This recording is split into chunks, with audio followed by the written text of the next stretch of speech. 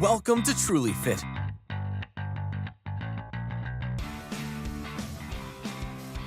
Renee, thank you very much for joining the TrulyFit Podcast. Why don't you give my listeners and audience a little background on what it is you do day to day in the health and fitness and wellness industry? Absolutely. So my name is Renee, as you mentioned. I am a longevity dietitian. So people often ask, what the heck is a longevity dietitian and how do you get such a title? Well, I am a registered dietitian, but my master's degree is in longevity nutrition. I graduated from USC's Health Span Nutrition Program, one of the only programs in the world that focuses on not just nutrition, but nutrition for living healthier longer. And so that is my educational background. For over a decade now, I have been working in longevity nutrition. I co-founded a nutrition tech company that helped individuals find the right nutrition protocols for them. And then once we figured out what the right nutrition protocol was, how to pair them with the right restaurants, foods, products, etc., that matched their unique needs. Today, I am the Vice President of Growth for L-Nutra. They are the makers of fasting mimicking solutions as well as longevity nutrition across the board. And so I support with education to now tens of thousands of healthcare practitioners, millions of individuals who are leveraging these nutrition solutions on the day-to-day and getting the opportunity to do cool things like this and sharing the science and background of fasting and fasting mimicking to the world. Well, there's a lot there. I think the lion's share of our conversation will revolve around fasting mimicking diets, but I want to go back to one of your expertises in longevity. It sounds sometimes when I hear that term that people are just focused on sort of the biohacking end, right? The supplemental end. But I imagine when you're learning about this, there's more to that as far as the, let's call it the emotional end, the what you do day to day, the stress and things of that nature. Absolutely. When we look at longevity, there are a handful of pillars that we consider. So nutrition is actually just one of those pillars. And within that nutrition pillar, there are a lot of things that we can talk about. Supplements and that kind of some of those biohacking aspects of nutrition are just one of them. We also have other pillars for longevity that we are very importantly paying attention to. And some of them are less common, or commonly thought of, like community and social relationships, stress management, sleep. Of course, exercise is a big one too, but these are all things that kind of play into the longevity world. And it is important that when we think about longevity, we don't just hyper focus on one specific thing, that we consider the balance and the net of the whole. Fasting with food is something that ProLon talks about. And I love that term because it's what I call like oxymoron marketing, right? It's a great tagline because when you first see it, you think, I need more info, or are they pushing my buttons here, right? How could somebody possibly fast with food? So I love that. Whoever made that term for the marketing, if that was you, congrats to you. But explain how that terminology actually makes sense from a scientific standpoint. Absolutely. So importantly, what we need to recognize is that the term fasting that we use, that is like kind of our dictionary definition of fasting, that is not eating any food, is our dictionary definition of fasting. And that is totally fine and all well and good. But when we look at the cellular level of what fasting is, we have to look at our cell's definition of fasting. And that is essentially determined based off of whether there are enough nutrients, enough of specific types of foods present to tell our cells to grow. And if you think about it, that's really like why we eat, for energy to grow, right? And our cells are really, their definition is not, is there any food or is there no food? It's, is there enough of the right type of food?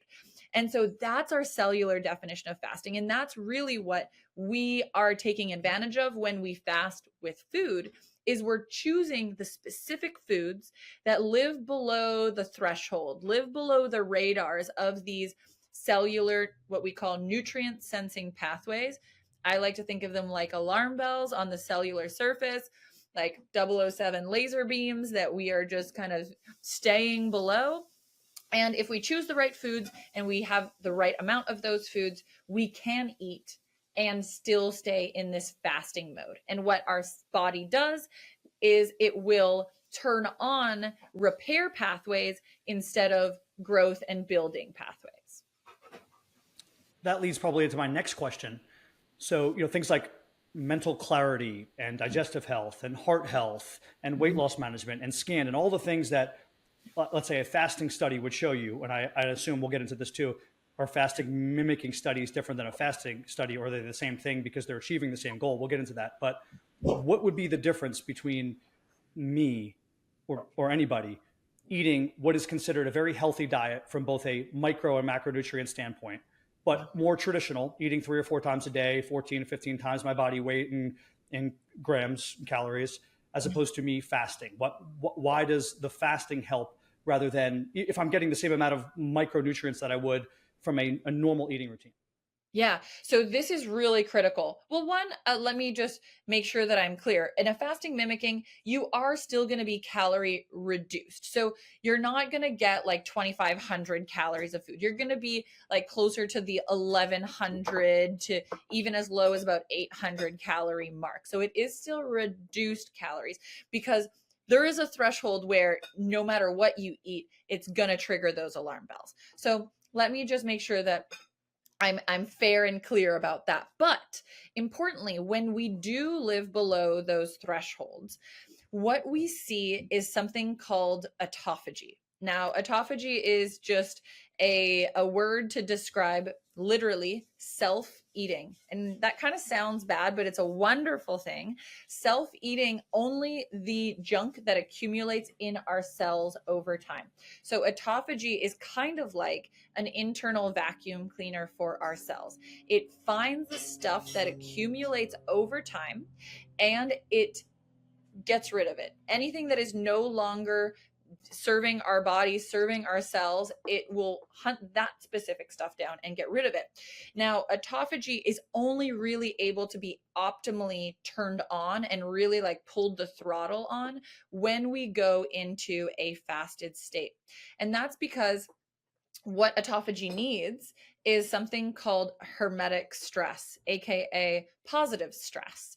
And when we eat a regular, balanced, healthy diet, our body is getting incredible nutrition and it's a wonderful thing. And we recommend doing that about 355 days a year, right? So pretty much every day of the year, with the exception of the days that we're going to do prolonged fasting. Because it helps our body build and grow and support muscle and all the wonderful things. But we do need to take time to do deep spring cleaning. And that's what this fasting period does. It allows our body to get enough of this positive stress to turn on this deep cellular cleanup processes and clear out the waste for this period of time. Does the food choice matter in that stress? And I say that because if it's too healthy, which sounds really weird, but if the food choices are so healthy, how is it creating any stress? Oh, so this is really cool. So it is, yes, all of the food that you'll see in a fasting mimicking diet is quote unquote very, very healthy, right? So it is all plant-based, lots of vegetables, lots of fiber, nuts and seeds and things like that. So yes, they're healthy foods. But there's not enough of them that our body's like, oh, I can use this to use it to power building a lot of things. And so because I don't have enough of it, I'm just going to use this to just do the bare bones minimum to keep me going. And I'm going to focus on giving my body enough of this kind of push to go search for more food. If you think of it like from an evolutionary standpoint, we didn't always have food around, right? And so our bodies, when we didn't have enough food, had to set a bit of an alarm that said, hey, there's not enough nutrition here to keep us going for a very long time. So we're going to give you a little bit of an energy boost. We're going to give you a little bit of stress and like kind of internal fear in our body to be like, we need to go hunt down more food. So there's a lot of things that happen in the body. One is it'll spend time on repair, cleanup, rejuvenation, so that when food is ready, we can build from a stronger place. But other things that we see happen is that we see some of the stress hormones go up. So people will say, oh, wow, like I felt really alert. I felt really awake. It was totally not what I thought I would feel when I'm in a fasted state. I thought I'd be tired and groggy. But your body is actually activating this alertness to say, go get more food. Make sure that you have the energy to go find more food, because at the end of the day, that's where we are going to be our healthiest. You're trying to find that sweet spot. If the volume is too high, you're not there to create that hermetic stress. If the food choices are too bad, there's too much stress. So I get that. I guess my next question would be, does your body then get too acclimated to that, in which you need to then maybe institute something else? Because eventually, if we keep doing the same thing over and over and over, right? We're eating those same foods, we're doing it the same time frame in the timeline, there won't be stress, right? Because the body will find a way to like get back to homeostasis, so to speak. That's really interesting. So I would say maybe yes and no. So first of all, in general, these prolonged periods of fasting that we're talking about, days 3 or 5 or so days, some people do them even longer. But when we do these fasts, our body doesn't necessarily ever get used to not having food, in that it will drop stress significantly or no longer trigger autophagy. But what does happen is that our body runs out of fuel. And that is a stress that is not even hermetic anymore. It's actually just a negative stress. So there is certainly too much fasting that can be done. And that's why I recommend keeping it to about 5 days at a time, and only about 3 to 4 times a year, because too much stress, even if it's a positive hermetic stress, can be a bad thing. So it's not so much that the stress diminishes, but that the stress no longer is positive, if that makes sense. Sure. I want to go into possibly looking at studies. Yes. Are there, again, I think I mentioned this before, we didn't get into this. Would you look at a study and all the benefits that come from fasting, standard fasting study, and then be able to attribute all of that to the fasting mimicking diets? Could you just kind of do a 1-for-1 because you're saying it does the same thing in your body? Or would somebody else who maybe promotes fasting and not fasting mimicking push back on that? I think that there's certainly going to be pushback. I've worked and I've been on panels with people who are big proponents of water only fasting. And they're like, no, you're going to get even better and deeper results with water only fasting. But there are a couple of things that we have to say. One, we've never really been able to do a head-to-head water only to fasting mimicking in humans. There is one example that I've been able to find in mice, where they did this trial in individuals with inflammatory bowel disease, and they did regular diet, water only fasting, and fasting mimicking. And actually, what's really interesting is that the fasting mimicking in this population did even better than water only fasting. Now, this may be a unique case, right? Because we are in this case needing a little bit of this prebiotic fiber and all the wonderful benefits that the food gives to allow for also the growth of the gut lining and all of the things that are broken down here. So there's the combination of the stimulation of stem cells and rejuvenation that comes from fasting with the nutritional component of fasting mimicking that is actually even more additive. Now, I cannot make claims that that's going to be true in humans. I cannot make claims that that's going to be true in every case. But there's certainly a case to be said that fasting mimicking for some populations might actually be even better than water only fasting. Now, there may also be cases that say that water only fasting could get you even more results, but you are risking a little bit more by going that way, because water only fasting has higher safety concerns, has also obviously harder adherence. So a lot fewer people are even going to try it. And then we also get a little bit worried about muscle loss, because even though there is some natural protection from your body, even in water only fasting, when we add nutrition through fasting mimicking, your body obviously has nutrient sources to protect your muscle. So there's, it's unfortunately something that I can't answer with 100% certainty. I am a big proponent myself of fasting mimicking over even water only fasting because of the safety and adherence benefits that it offers. But I also wouldn't say like water only fasting is bad by any means. Sure. And I'm the furthest thing from a study say guy because I can poke a hole in any study that's ever existed in the history of studies.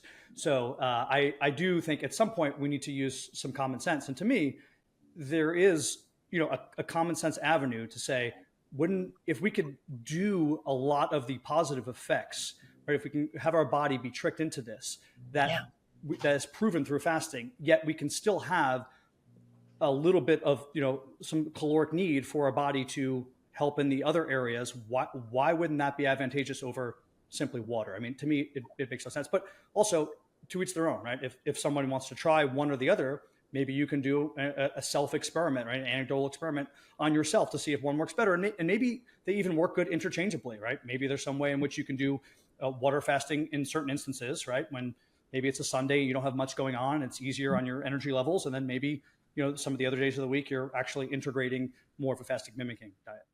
Absolutely. And I can tell you just from experience, I have worked with hundreds of people that have done both. I would say the vast majority of people, once they've done water only fasting and fasting mimicking, they're fasting mimicking for life because they're like, why would I do the hard one if I know that this easier option is going to get me the same results? And they know just from the way their labs are coming back, their body is responding, that they are getting the same results from the fasting mimicking protocol. But yes, if you are, I personally have also tried doing both.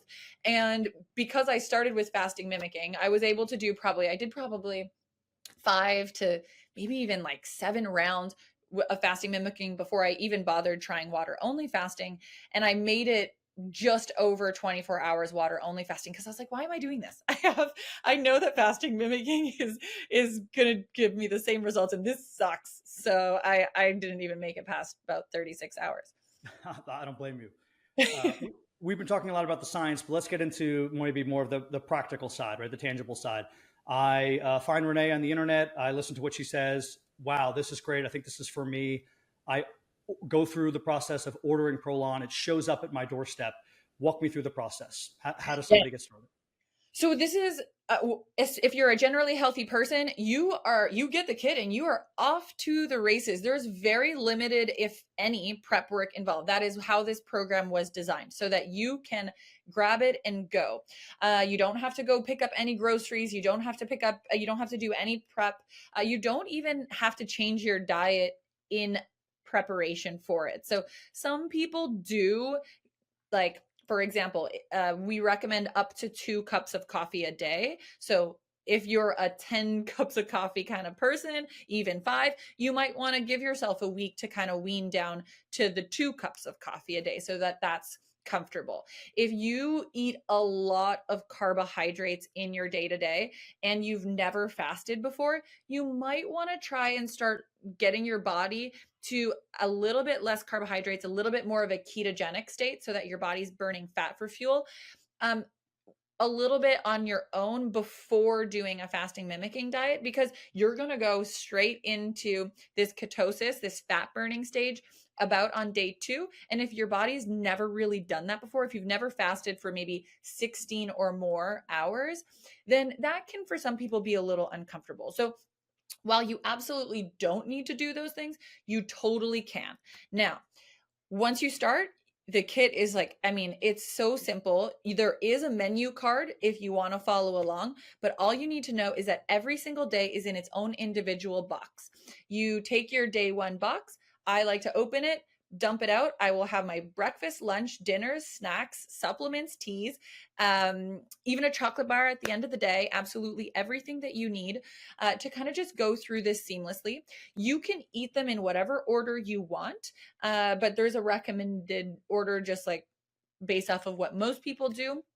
And then you just kind of eat that. And then you do that every day for 5 days.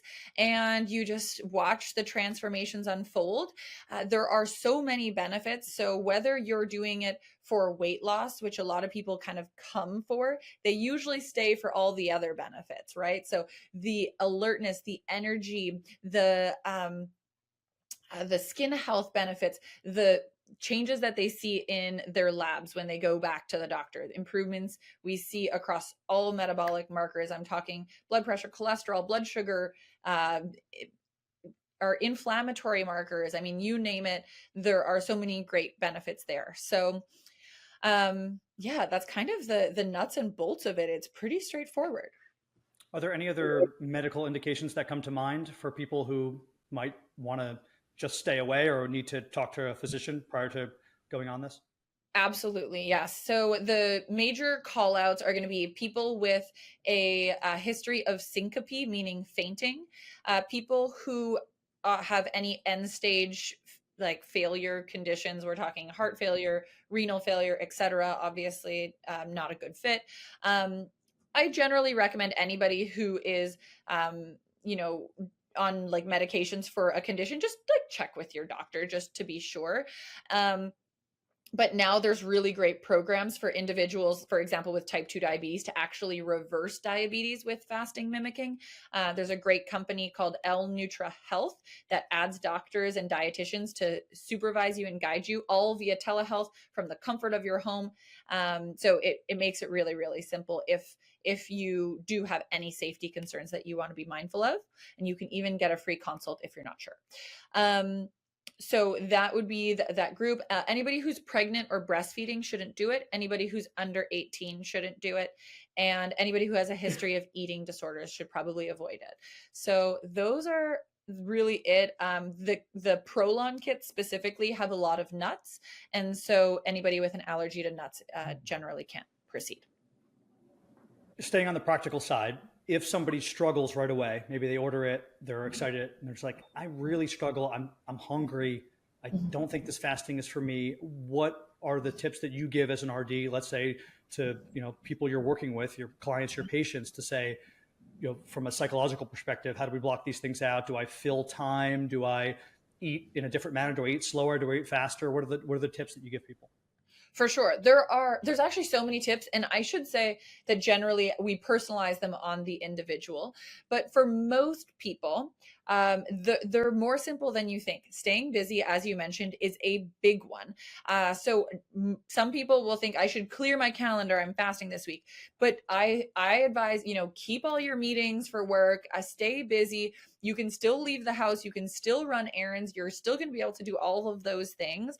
And if anything, it makes it easier because you're busy, you're distracted, doing it with a friend. So not doing it alone is really valuable because then, whether you're doing it with a significant other or a friend, even if you're doing it with somebody miles away, you can FaceTime while you both have your breakfast bar, your afternoon soup or whatever it is that you guys are having, and it does make it a little bit easier.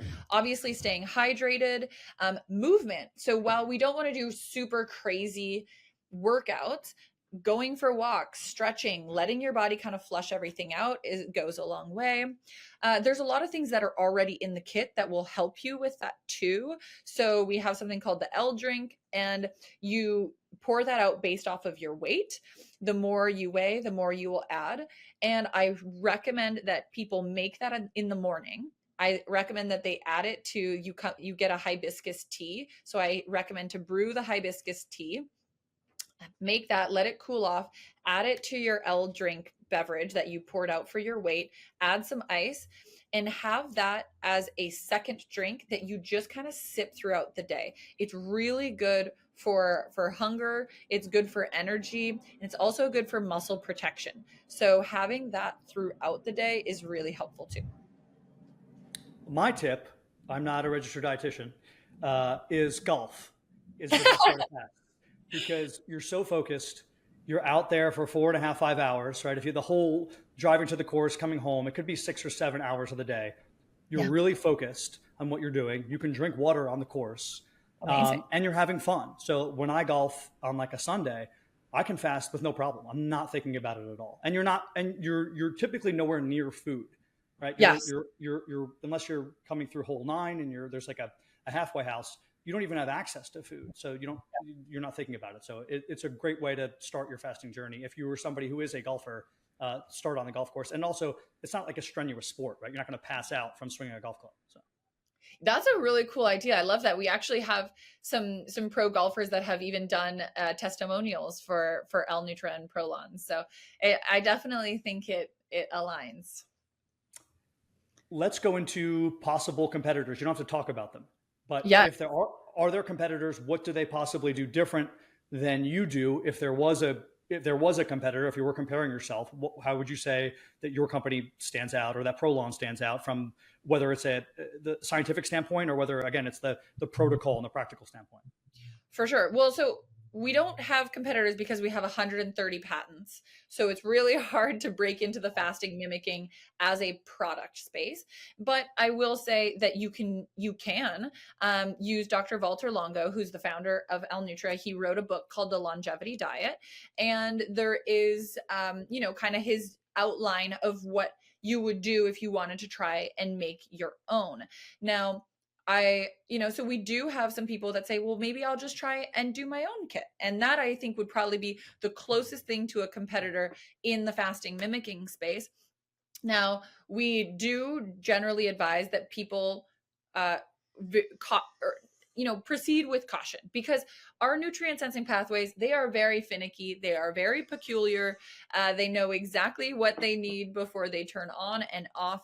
And if you're doing it yourself, you are going completely non-validated, right? So you no longer have the certainty that you have the exact nutrients to live below those nutrient sensing pathways. So generally what you see if people are doing it themselves is that they have to have even less calories, even less food so that they don't trigger those pathways.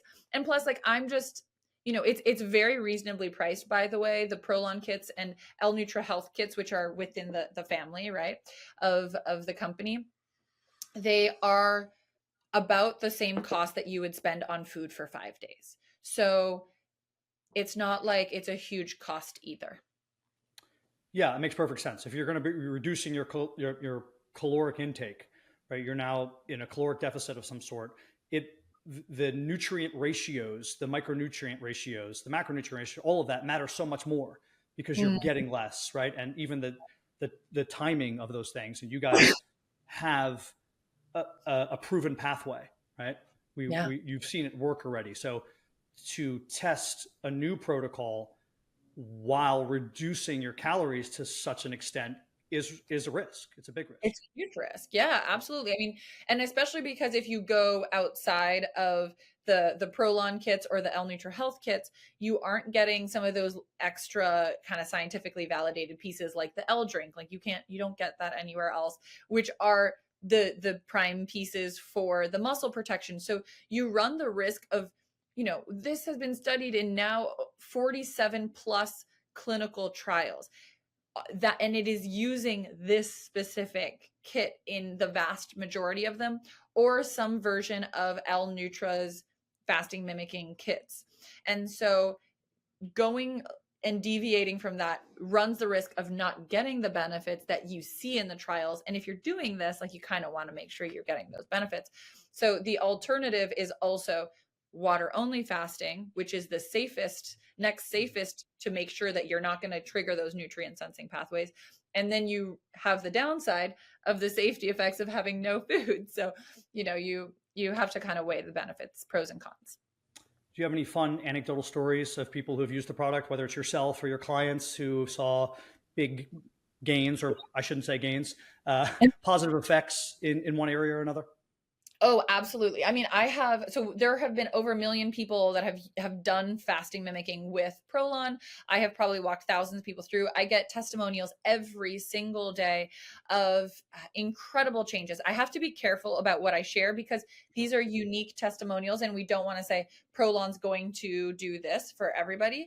But I have seen people who have had rashes or even like mobility issues that just could not be changed, and then they fast 1 or 2 or 3 cycles and all of a sudden they've regained that mobility, or the rash is gone. And you see this just even after 5 days in people's skin health. So I recommend that everybody take a picture of even just their face on day 0 and then on day 6, and you will see a noticeable difference in the inflammation in the face, in the skin texture and the hydration. People look like visibly younger, even just in those first 5 days.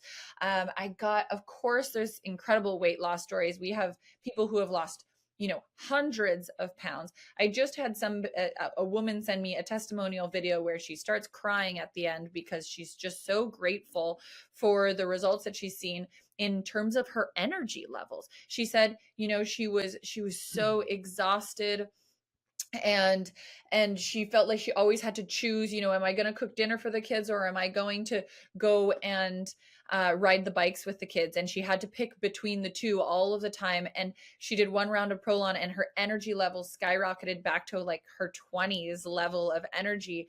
And she lost 13 pounds. She didn't even have 13 pounds to lose. She looked incredible. And so, I mean, the results are really, again, very full body, whole body. And they are really coolly unique to the individual's needs. I notice mostly skin health benefits. Like I get a little bit of bumps on the back of my arm, and after my 5 days, they disappear. And if I wait too long before my next round, I notice that they start coming back. And that's where clearly my body needs to clean. Other people's bodies, maybe they notice drastic improvements in their A1C and their blood sugar. We've had people fully come off of all of their diabetes medication, go into true remission, lose significant amount of the right kind of weight, right? They're keeping their muscle, they're losing fat, and they're now able to run around with their grandchildren. So, I mean, I could go on for days and days and days and days with testimonials, but it's truly the best part of my job is getting to hear the winning stories. Well, now I have the hardest question of all. Okay. And I can tell you that I've never heard a good answer, an answer that moved me, and I've never heard a bad answer, meaning as much as I think about this topic, I've kind of been swayed to both sides, but I've never narrowed down one thing that I think is the right answer. So don't feel, no pressure here. No pressure. How do you feel about the landscape of people giving out nutrition information who may not have your background? Meaning, if you go online, anybody who is a coach, there are personal trainers, there are, there's licensed dietitians, there's registered dietitians, there's people with certifications, but not necessarily degrees. There's people with degrees that have not actually worked with people. Everybody is giving nutrition advice. How do you feel about that landscape? If you could control it, if you were the Department of Health and Safety or something, and you had some control over it, how do you think you would potentially navigate either stopping flow of information, or would you not make any changes? That is such a good question. I think what we need to recognize is a couple of things. So I'll use my example as a registered dietitian of some of the things that they've put in place to justify kind of giving you that check of approval. And it's multi-pronged. It's not just, did you study this information? Because as you mentioned, that's just one small part of the puzzle. It's also, how many hours have you done of real life work in this space? So have you actually worked with people? Have you actually seen this in practice? That's another piece of it. And then there's, can you show me in kind of a final culminating larger research paper or something that you can apply what you've learned over here in practice? And that was done over the period of a grand total of 2 years. Now, I know that people who have not gotten my certification, I know a lot of people who have spent way more than 2 years trying to uncover the science of nutrition for much longer, and probably know a lot more than people who have just graduated with my credentials. And I certainly don't devalue that by any means. And I think that we shouldn't be solely, we don't just want to rely on people with a credential, but we also need to have some sort of qualifier to be able to say, yeah, I can trust this person. And at the end of the day, I think it's experience and time.